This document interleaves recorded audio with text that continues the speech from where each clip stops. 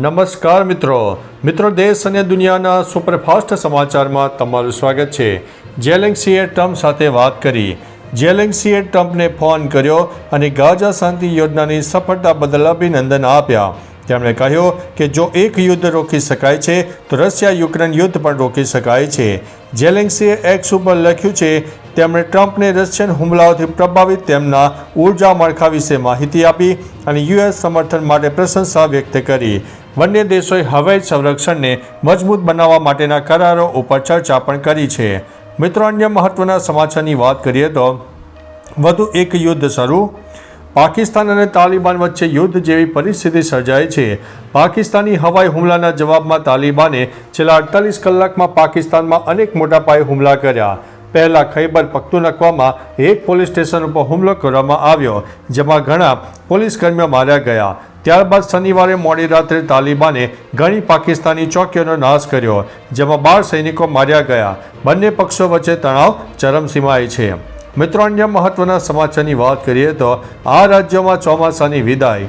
ગુજરાત, મધ્યપ્રદેશ, ઉત્તર પ્રદેશ અને મહારાષ્ટ્રના કેટલાક ભાગોમાંથી ચોમાસાની વિદાય માટે પરિસ્થિતિઓ અનુકૂળ છે। લક્ષદ્વીપમાં હળવો જ્યારે આંદમાન અને નિકોબારમાં મધ્યમ વરસાદની શક્યતા વર્ણવવામાં આવી છે।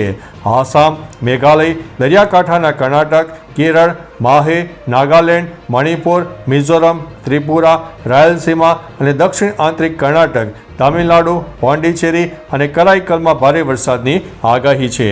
મિત્રો, અન્ય મહત્વના સમાચારની વાત કરીએ તો રાજ્યમાં શિયાળાનું ધીમે ધીમે આગમન।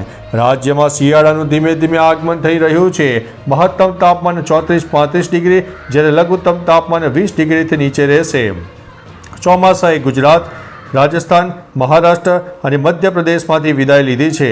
હવામાન વિભાગે ચોમાસાની સત્તાવાર વિદાય જાહેરાત કરી છે। આગામી 7 દિવસ ગુજરાતમાં વાદળછાયું વાતાવરણ રહેશે, પરંતુ વરસાદની આગાહી નથી। અમદાવાદમાં મહત્તમ તાપમાન 34 ડિગ્રી અને લઘુત્તમ 23 ડિગ્રી રહેવાની સંભાવના છે। મિત્રો, અન્ય મહત્વના સમાચારની વાત કરીએ તો ચિલ્કા તળાવ ઉપર દેખાયું ભયાનક ટોર્નેડો। શનિવારે ઓડિશાના વિશ્વ પ્રસિદ્ધ ચિલ્કા તળાવ પર એક વાવાઝોડું દેખાયું હતું। સ્થાનિક લોકો આ ઘટનાને હાથી સુંડા કહે છે, જેનો અર્થ હાથીનું થડ થાય છે। આ દ્રશ્ય થોડા સમય માટે રહ્યો અને પછી ધીમે ધીમે અદૃશ્ય થઈ ગયું। આ ઘટનાનો એક વિડીયો સોશિયલ મીડિયામાં વાયરલ થઈ રહ્યો છે। 2018 અને 2019માં ચિલ્કા તળાવ પર આવા જ વાવાઝોડા જોવા મળ્યા હતા, પરંતુ આ વખતે દ્રશ્ય વધુ મોટું અને સ્પષ્ટ હતું। મિત્રો, અન્ય મહત્વના સમાચારની વાત કરીએ તો દેશમાં ફેલાયો ઘાતક વાયરસ, ઇમરજન્સી જાહેર, સ્કૂલ અને કોલેજ બંધ। જાપાનમાં 11મી તીવ્ર ફ્લૂ મહામારીનો ગભરાટ મચાવી દીધો છે। 4000થી વધુ લોકો હોસ્પિટલમાં દાખલ થયા છે, જેમાં વૃદ્ધો અને બાળકો સૌથી વધુ પ્રભાવિત થયા છે। સરકારે રાષ્ટ્રવ્યાપી ફ્લૂ મહામારી જાહેર કરી છે। 135થી વધુ શાળાઓ, કિન્ડરગાર્ટન અને ડેકર સેન્ટર્સ બંધ કરી દીધા છે। તજજ્ઞોના મતે વાયરસ ઝડપથી મ્યુટેટ થઈ રહ્યો છે, જે વૈશ્વિક પ્રવાસને કારણે વધુ ફેલાઈ રહ્યો છે। મિત્રો, અન્ય મહત્વના સમાચારની વાત કરીએ તો સરકારી કર્મચારીઓને તત્કાલ અસરથી છૂટા કરાયા। આણંદ મહાનગરપાલિકા કમિશનર મિલિંદ બાપનાએ દિવાળી પહેલા કડક કાર્યવાહી કરી। 2 કર્મચારીઓને કાઢી મૂક્યા। જન્મ મરણ નોંધણી વિભાગના માલવ પટેલ અને દીવાબત્તી વિભાગના યશ સંઘવીને તાત્કાલિક છૂટા કર્યા હતા। અરજદારો સાથે ગેરવર્તન અને ફરજ દરમિયાન વિલંબની ફરિયાદો બાદ તપાસ કરીને આ પગલું લેવાયું હતું। આ કાર્યવાહીથી મહાનગરપાલિકા તંત્રમાં શિસ્તનો સંદેશ મળ્યો છે, જે અન્ય કર્મચારીઓ માટે ચેતવણીરૂપ છે। મિત્રો, અન્ય મહત્વના સમાચારની વાત કરીએ તો જગદીશ પંચાલના સ્વાગતમાં સુરતથી બારડોલી સુધી શક્તિ પ્રદર્શન। ગુજરાત ભાજપના પ્રદેશ અધ્યક્ષ જગદીશ પંચાલ સંગઠનાત્મક પ્રવાસના ભાગરૂપે સુરત પહોંચ્યા હતા। સુરત એરપોર્ટ ઉપર તેમનું ઉષ્માભર્યું સ્વાગત થયું, જેમાં પક્ષના કાર્યકરો અને નેતાઓ મોટી સંખ્યામાં હાજર રહ્યા। ગૃહ રાજ્યમંત્રી હર્ષ સંઘવીની ઉપસ્થિતિમાં સમારોહનું મહત્વ વધાર્યું હતું। સુરત ભાજપે ખાસ તૈયારીઓ કરી, જે દક્ષિણ ગુજરાતમાં પક્ષના ઉત્સાહને પ્રતિબંધિત કરે છે। મિત્રો, અન્ય મહત્વના સમાચારની વાત કરીએ તો ગુજરાતમાં ફાયરિંગની ઘટના।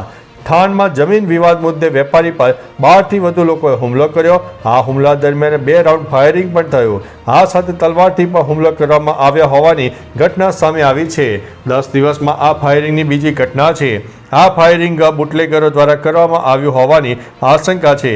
આ ઘટનામાં ઘાયલ થયેલા લોકોને રાજકોટ હોસ્પિટલમાં દાખલ કરાયા છે અને આ પહેલા 23 સપ્ટેમ્બરે પણ 6 રાઉન્ડ ફાયરિંગ કરવામાં આવ્યું હતું. મિત્રો, અન્ય મહત્વના સમાચારની વાત કરીએ તો જગદીશ વિશ્વકર્મા સુરત એરપોર્ટથી સીધા પાટીલના ઘરે પહોંચ્યા છે. ગુજરાત ભાજપના પ્રદેશ અધ્યક્ષ જગદીશ પંચાલ તેમના સંગઠનાત્મક પ્રવાસના ભાગરૂપે સુરતની મુલાકાતે છે. જોકે આ દરમિયાન જગદીશ વિશ્વકર્મા સુરત એરપોર્ટથી સીધા CR પાટીલના ઘરે પહોંચ્યા હતા. તેઓનું CR પાટીલે સ્વાગત કર્યું હતું. CR પાટીલના નિવાસસ્થાને અન્ય નેતાઓની હાજરી પણ જોવા મળી. કડોદરાથી બારડોલી સુધી શક્તિશાળી બાઇક રેલીનું પણ આયોજન થયું હતું. મિત્રો, અન્ય મહત્વના સમાચારની વાત કરીએ તો અમદાવાદીઓ ધ્યાન આપો, બ્રિજ થશે બંધ.